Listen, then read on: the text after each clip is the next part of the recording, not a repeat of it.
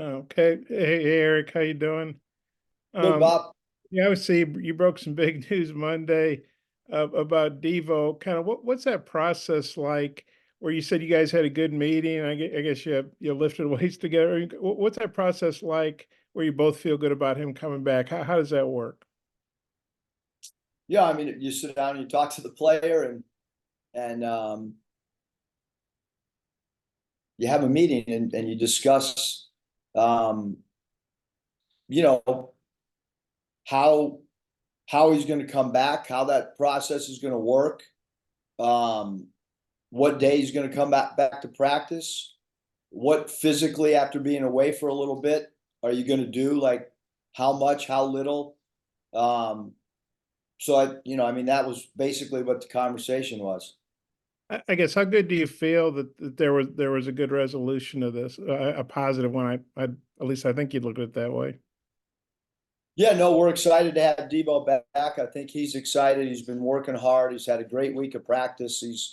I think from a conditioning standpoint, we talked yesterday about his conditioning, and he's, feels like he's back to where he was from a conditioning standpoint. So, well, he's been a part of, 4 really good years, and certainly looking forward to having him back. How's the team handled it? I mean, as far as the guys accepting him back, and how's that been? Guys have been great. I mean, I mean, I didn't notice, a change at all in anybody, other than the fact that he was back practicing and practicing hard.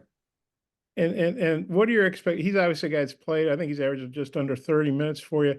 What are your expectations for him Saturday? I mean, how big a part of the game plan could he be? I mean, I don't know if we know, I don't know if we know what any role is going to be right now. I mean, I don't ever go into a game, Bob, thinking that a player is going to play uh, 15 minutes or 30. I think the game dictates it, especially this year. I think maybe in the past years we've had a pretty set rotation. Um, we have what, 9 regular season games left, and we're midway through, and we still are undecided on starting lineup. So I really can't tell you how many minutes Devo's going to play, other than the fact that, the reason we discussed his conditioning was because if he plays a lot, are you ready to do that? And that's why we had the conversation yesterday, and put together a plan on his return of what the practice schedule would look like, and where he would fit into each of the parts of practice. But no restrictions on him. Then if it's like if it's working where he can play a lot of minutes, then he's ready to do that. If that's the way it works out. Yeah. Yep. There's no restrictions whatsoever as far as minutes from the trainer or strength coach or the coaching staff. Okay, I might have a couple more. I'll turn it back to Mike. Thanks, Eric. Thanks, Bob. Touch. Yeah, Eric, I saw where you also mentioned that y'all were working on some new plays, I guess. How has that looked? And are these plays things that are just specific to Georgia, or are these things that maybe could help you over the back half of SEC play? Great question, Hut. If they work, we'll use them again. But you got to make shots, and you got to have good entry passes, and so I mean, you're not going to change a lot in a week, but certainly we've added some tweaks, and we start every game with a new play anyhow, so that you're going to add 4 or 5 different wrinkles to some things that maybe we need to take more advantage of, especially when you play a team a second time. Speaking about playing them a second time, just how different are they maybe this time around than the last time you played Georgia? Well, I mean, it's same personnel. There's no injuries, obviously, from our end. Brazil's not playing, so that makes it different in its own game plan, not having a 6'11" player. And last game they had 2 of their better players come off the bench. So I don't I can't guess if those guys are going to start or not start.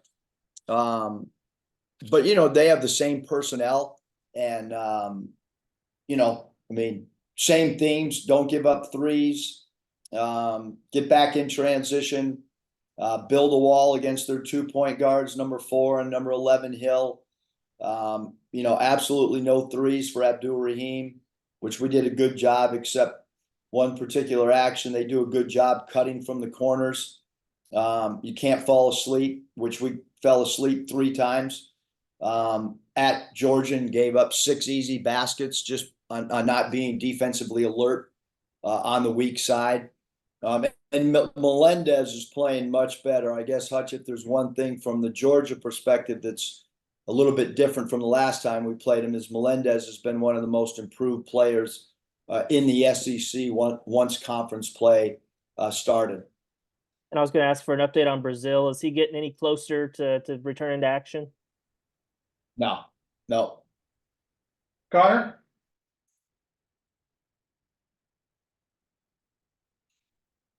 Hey, Coach, I know you just mentioned that Brazil's not getting any closer. Do you expect him to be back at all?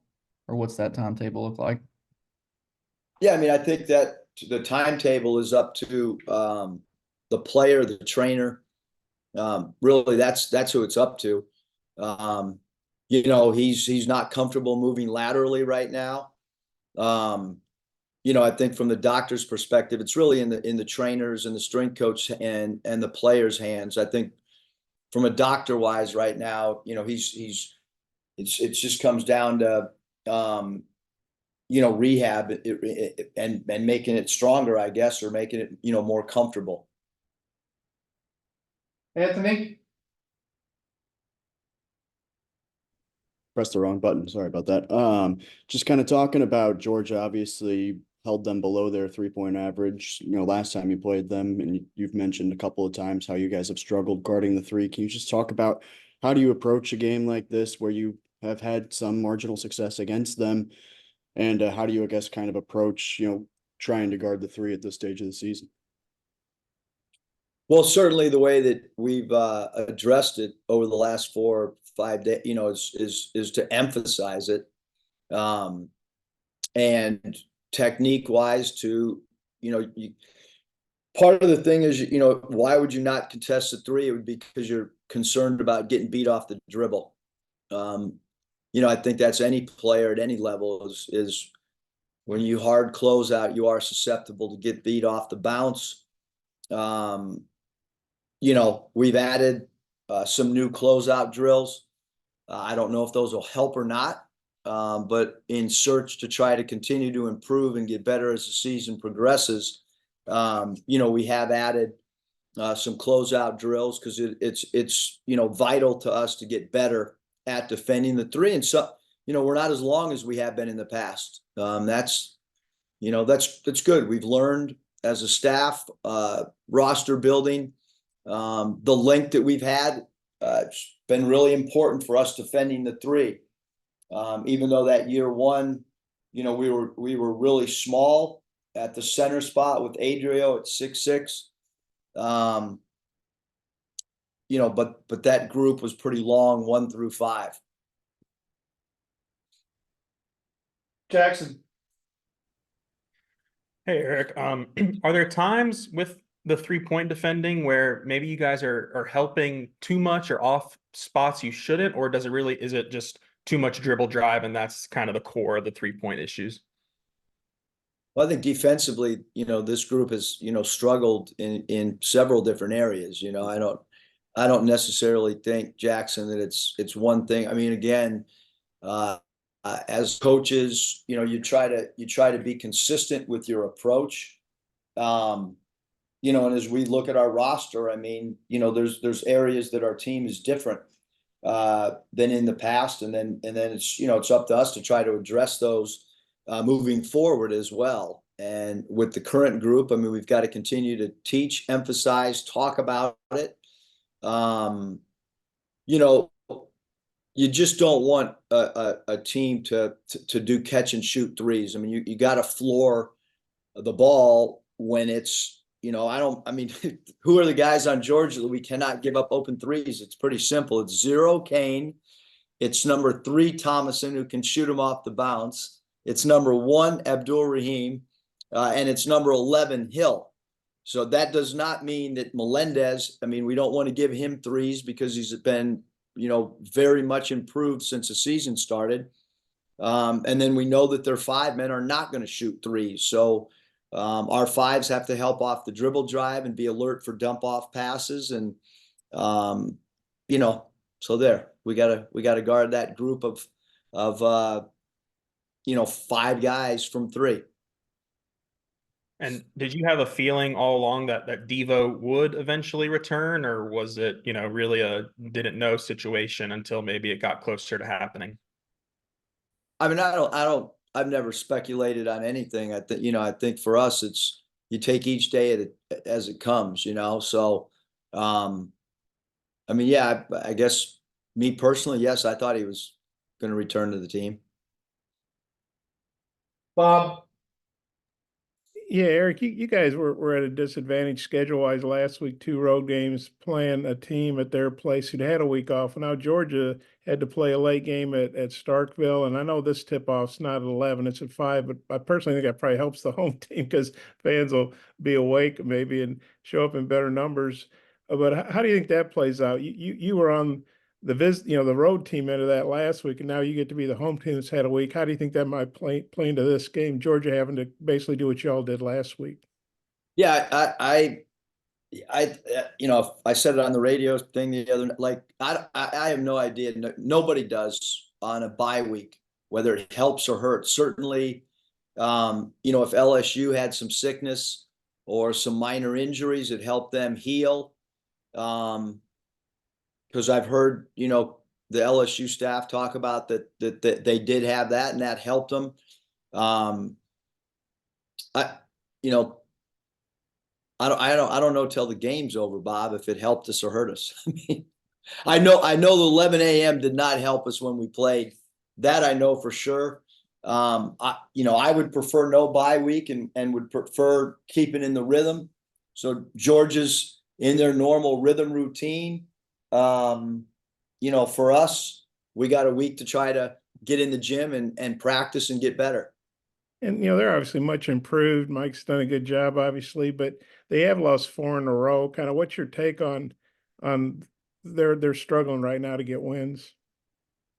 I think a lot of times in this league or any good league, it boils down to your schedule as well, who you play, when you play them, and then also injuries on your current team and then injuries on an opposing team. But I think Mike White's one of the best coaches in our league. I thought he did a great job at Florida. He's doing a great job here with Georgia.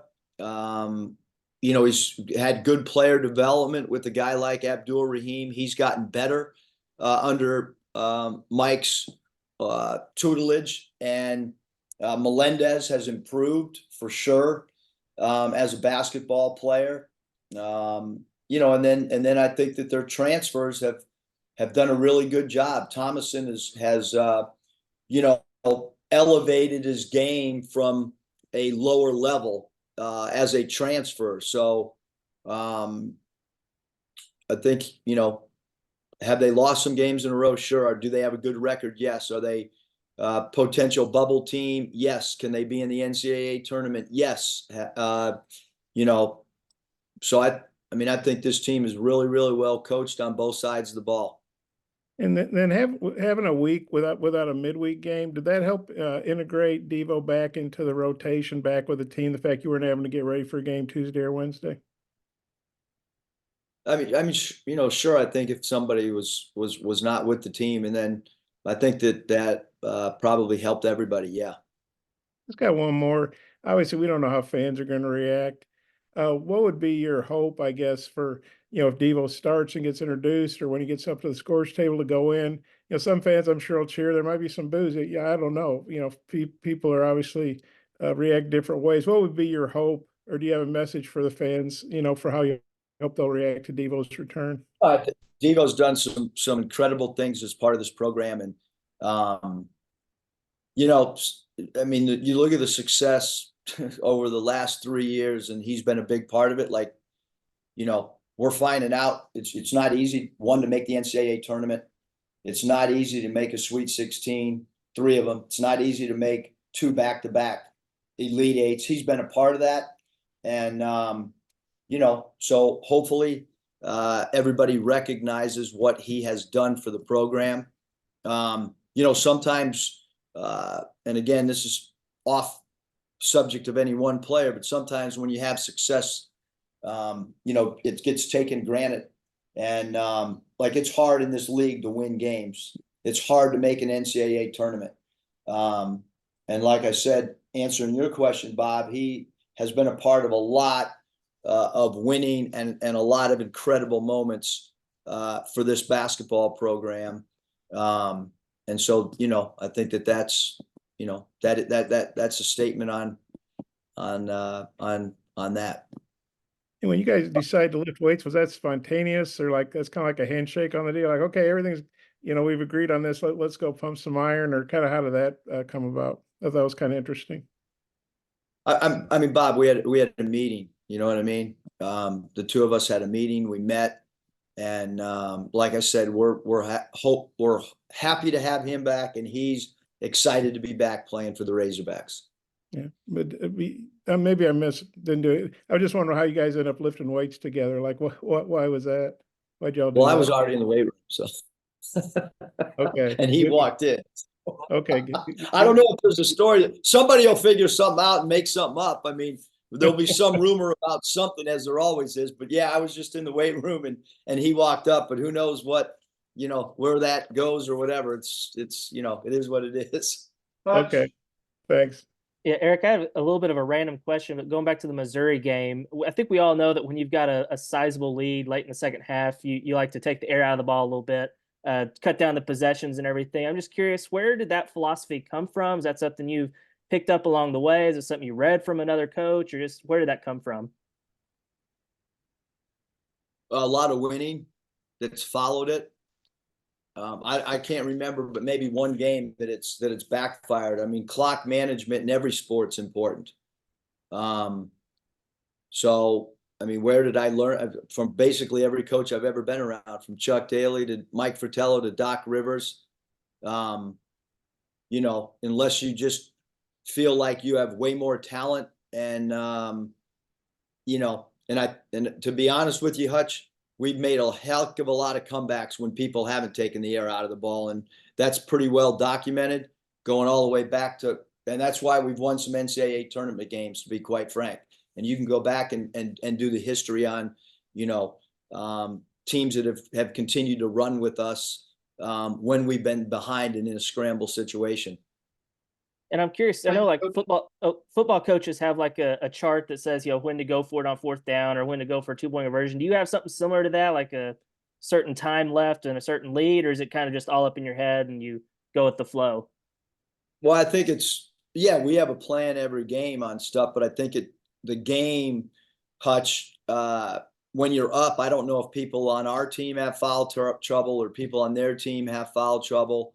I don't know that, you know, like that's a kind of a general statement. I think every team is different. You know what I mean? You know, when we had the Martin twins, we knew we were going to create steals. You know what I mean? And so when you're down, you got a little bit different philosophy. You know, this year's team for us doesn't create steals. So we can't have the same philosophy for one team that has completely different characteristics than another team. In general, you know, I look at that 5-minute mark and try to think you know, in live action, how many more possessions are there in this game? Root is a little bit better with math, but I'll ask, like, how many possessions are there? And you try to think about the opposition getting threes and you getting twos or empty possessions or one foul shot. So I think there's a lot of stuff that goes into it. I wish we were in a lot more positions like that this year than we have been. So we haven't really been in that many positions, unless you're kind of talking about the road game the other night at Missouri, whenever that was. Thanks, Coach. Appreciate your time. Thanks, guys.